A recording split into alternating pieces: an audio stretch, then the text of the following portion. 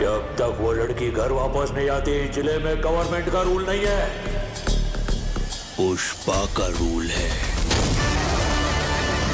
भाऊ CM sir का phone है। हाँ सर। उस लड़की को किसी और ने नहीं उठाया, प्रताप रेड्डी के भतीजे ने उठाया। अच्छा, तो प्रताप रेड्डी को तुम फोन करके बोल लो कि लड़की को एक खरोच भी नहीं आनी चाहिए, नहीं तो उसे मारना पड़ेगा ना। क्या पुष्पा, ये क्या बोल रहा है तू? किसके खिलाफ जा रहा है? अच्छी तरह जानता है प्रताप रेड्डी बड़ा आदमी खदान से कोयले निकाल कर नहीं बना है, वो खदानों को कब्रिस्तान बनाकर बड़ा आदमी बना है। ऐसा क्या सर? अक्सर क्या करना चाहिए? अरे छोड़ दे उसे। ठीक है, सिर्फ पुष्पा को ही बताऊंगा। 2 मिनट जरा भाऊ को फोन देना।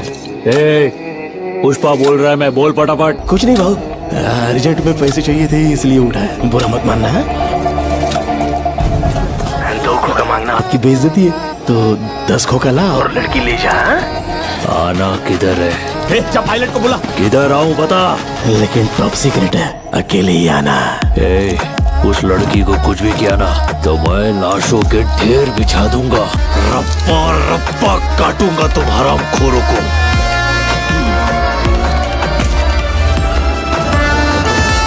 चल जल्दी। सामी, पाप और पुण्य की चिंता काली माँ पर छोड़ दो, लेकिन कावेरी को कुछ भी होता है तो एक को भी जिंदा मत छोड़ना। देख लेना सामी। भाऊ मैं भी साथ में आता हूँ ना।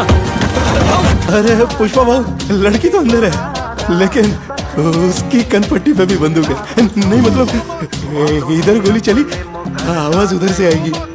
शरू, एक ट्रायल बॉल डाल। ज्यादा शाना बना ना तो विकेट उड़ जाएगा। बोले हाँ भाई, जा मूर्ति पे चढ़ाई साड़ी लेके आ।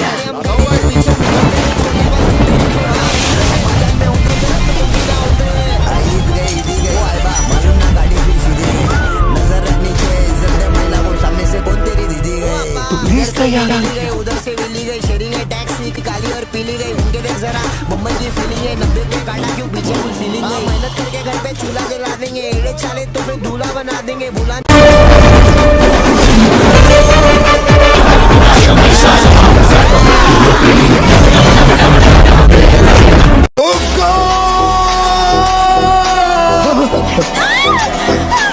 तूने इस लौंडिया के लिए मेरे बेटे को मार दिया ना, अब मैं इसे लेकर जा रहा हूँ, रोज इसके साथ सोऊंगा। चलो उखाड़ लाए, उखाड़ ले।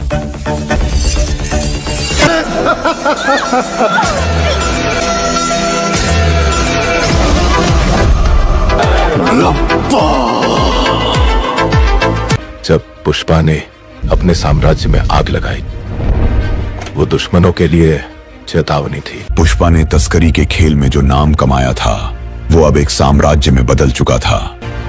पुष्पा की असली लड़ाई अब शुरू होती है। मेरे को कोई मायका लाल रोक नहीं सकता।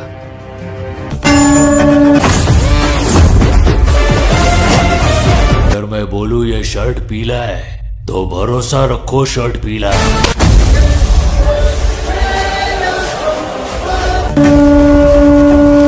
ये पुष्पा है, फायर नहीं वाइल्ड फायर है। पुष्पा 3 द रैम्पेज लेकर आएंगे सुकुमार और अल्लू अर्जुन। पहले पार्ट में आपने पुष्पराज का उदय देखा, दूसरे में पुष्पराज का दबदबा, तो अब तीसरे पार्ट में देखेंगे पुष्पा का ज्वालामुखी जैसा गुस्सा और भयंकर नरसंहार। हालांकि अगर आपने अब तक पुष्पा 2 दी रूल देख ली होगी तो तीसरे पार्ट में क्या क्या हो सकता है थोड़ा तो दिमाग का घोड़ा दौड़ा लिए होंगे। अगर नहीं समझ आया तो हम आपको वही बताने जा रहे हैं कि अब सुकुमार क्या नया करने जा रहे हैं। अल्लू अर्जुन, रश्मिका मंदाना और Fahadh Faasil starrer Pushpa 2 the rule 5 दिसंबर को थिएटर्स में हिंदी, तेलुगु, तमिल, कन्नड़ और मलयालम में रिलीज हुई। इसने पहले ही दिन रिकॉर्ड बना लिया और देश भर में 265 करोड़ रुपए कमा चुकी है। 20 मिनट की इस फिल्म के गाने चाहे जैसे हों, लेकिन पिक्चर लोगों को खूब पसंद आई।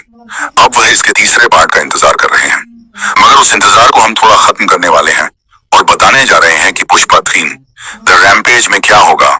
पुष्पा 3 में श्रीवल्ली का बच्चा करेगा कमाल। पीछे से शुरू करते हैं। फिल्म के आखिरी में एक बड़ा धमाका होता है जो कि क्लाइमैक्स सीन था। उसमें पुष्पा अपने पूरे परिवार यानी सौतेले भाई के बीवी बच्चों से लेकर अपनी पत्नी श्रीवल्ली और माँ के साथ एक फैमिली फोटो खिंचवा रहा था, लेकिन तभी वहां रखा फूले के गुलदस्ते में रखा बम जोर से फट जाता है।